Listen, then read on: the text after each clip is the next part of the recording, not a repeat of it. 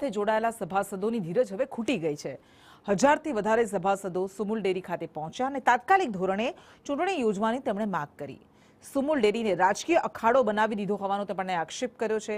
પશુપાલકો લાભથી વંચિત છે। સુમુલ ડેરીમાં પહોંચીને આ સભાસદોએ આ માંગ સાથે આ મુદ્દાઓ સાથે હોબાળો કર્યો।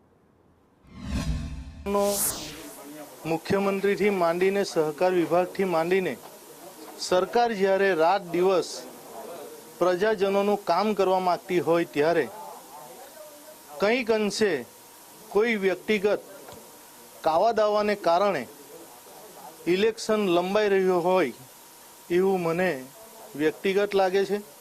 અમારી ચૂંટણીની માગણી છે। સુમુલ ડેરીની ચૂંટણી નથી આવી હજુ સુધી। અમારે જે કંઈ કામ માટે મળવું હોય તે કોને મળવું? કેટલી તકલીફો પડે છે? ઘણી તકલીફો પડે છે ગામની અંદર। તો ચૂંટણી કઈ હિસાબથી થવી જોઈએ અને કેવી રીતે થવી જોઈએ? હમણાં ચૂંટણી આપણે જાન્યુઆરી થવું જોઈએ એમ।